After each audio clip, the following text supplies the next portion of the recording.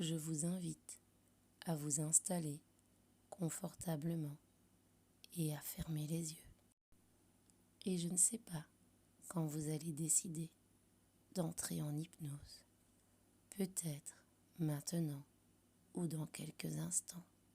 Mais ce que je sais, c'est qu'un jour comme aujourd'hui, vous pourriez vous autoriser à creuser dans le sable chaud et doux du bonheur, comme lorsque l'on est enfant et que l'on creuse à la plage, à la recherche d'un trésor merveilleux qui aurait été caché là des années auparavant par de gentils pirates au cœur d'or. Et je ne sais pas quelle partie de vous va partir dans ce périple bienveillant à la recherche d'un trésor, ni quelle autre partie va décider de rester ici avec moi. Mais ce que je sais, c'est que ce sera un voyage fantastique au pays de la positivité et de l'allégresse. D'ailleurs, c'est bien simple, l'aventure heureuse que vous allez vivre ne peut être que merveilleuse, car comme le disait ma grand-mère, aujourd'hui est une journée merveilleuse parce que je l'ai décidé. Et il est vrai que parfois, une séance d'hypnose commence à agir positivement dès qu'on le décide. Et quand on sait cela, eh bien, ça nous aide à ne pas être en hypnose. De toute façon, tout est une question de nuance, car, comme on le sait, le verre vert peut être rempli de verre gris, mais si le verre gris est rempli, ce n'est pas forcément de verre vert. Et à ces mots, on comprend très vite que l'hypnose nous permet de vivre un voyage passionnant dans l'endroit que vous imaginez et qui est merveilleux pour vous.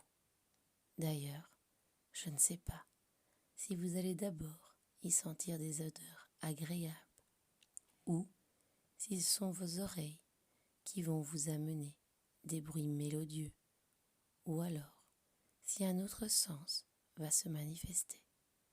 Mais ce que je sais, c'est que lors de cette aventure, vos pieds resteront ici avec moi pendant que votre esprit sera parti vivre des anecdotes positives et bienveillantes à votre service. Et si vous arrivez à imaginer cela, je pense que je pourrais en conclure que vous n'êtes pas déjà en hypnose. Mais cela est positif, car au fil de mes histoires, que vous vivez les yeux fermés, je pourrais vous faire imaginer des tas de choses différentes. Et justement, en parlant d'histoire, j'aimerais vous raconter l'histoire de ce jeune qui était passionné par les jeux de société. Il en possédait une quantité faramineuse. C'était vraiment très impressionnant. D'ailleurs, il en avait tellement que le vieux débarras de la maison avait été nettoyé, rangé et aménagé avec plein de belles étagères pour pouvoir y accueillir sa gigantesque collection.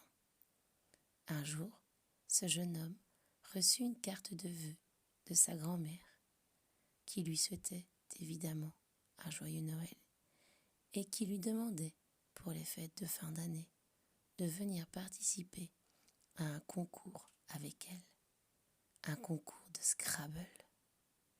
Le jeune était aux anges.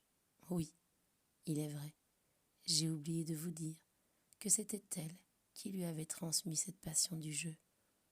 Dès son plus jeune âge, sa mamie l'avait gardée et à chaque fois, elle lui amenait un nouveau jeu à découvrir. Et durant toute son enfance, ce fut ainsi. Vous pensez donc bien qu'à eux deux, cet amour des jeux de société était devenu impressionnante. Alors, évidemment, quand il reçut cette carte, il en fut plus que ravi, car, de tous les jeux qu'il possédait à eux deux, celui auquel il avait le plus joué était le Scrabble. Vous pensez bien qu'il accepta donc immédiatement son invitation et se rendit le jour convenu dans la maison de retraite de sa grand-mère, car c'était là que le tournoi se déroulait. Oui, sa tendre mamie vivait depuis quelque temps maintenant en maison de repos, et au départ, il avait eu du mal à se faire à cette idée, mais elle avait besoin de soins spécifiques et elle avait besoin d'être prise en charge. Il avait été triste en l'apprenant et il aurait pu choisir de réprimer cette émotion qui surgissait, mais il avait préféré choisir de simplement l'accueillir. De plus, sa grand-mère se plaisait super bien et elle s'était déjà fait beaucoup de copines. La preuve en était avec cette invitation à partager un concours avec elle. Et je ne sais pas qui a gagné ce jeu, mais ce que je sais, c'est que tous les participants furent heureux d'y avoir joué. Et je me disais que vous aussi, en entendant cette histoire, vous pourriez faire les ajustements positifs quant à la claustrophobie. Cela me fait penser à une deuxième histoire. Je ne sais pas si vous connaissez l'histoire de ce pilote de Formule 1 qui était parti suivre un stage intensif de conduite en milieu aride en Afrique. Mais si vous ne la connaissez pas, je vais vous la raconter. Il était parti pour se perfectionner, car à sa dernière course, il n'avait pas su contrôler sa voiture à la sortie du tunnel. Il en avait perdu le contrôle, car il avait été ébloui par le soleil. Et il aurait pu croire que perdre le contrôle était quelque chose de grave, mais il avait compris que pour certaines situations, il pouvait lâcher prise et se laisser porter par la vie. Effectivement, ce jour-là, il avait réussi, en une fraction de seconde, grâce à une ombre providentielle, à reprendre le contrôle de son véhicule. Notre pilote fut ravi de cette chance que lui avait créée la vie.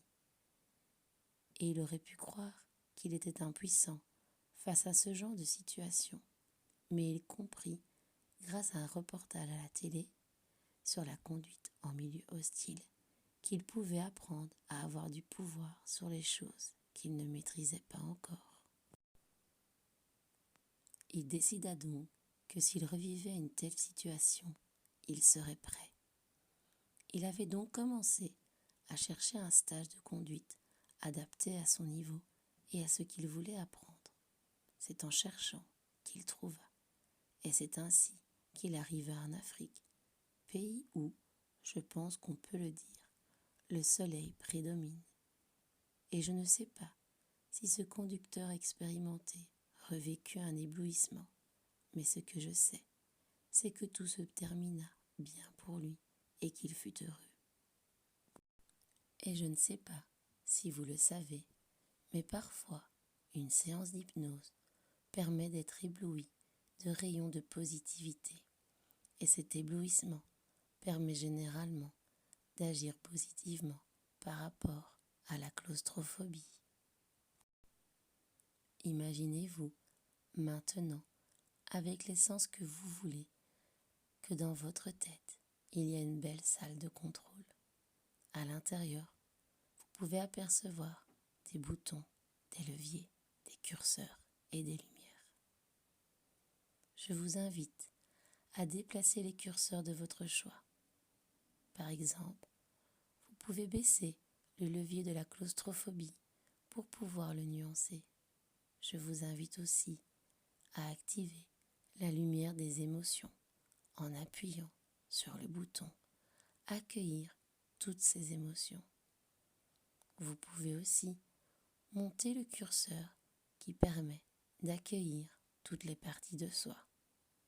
Vous pouvez aussi télécharger toutes les mises à jour nécessaires à votre bonheur et à votre épanouissement. Par exemple, celui d'être libéré de la claustrophobie.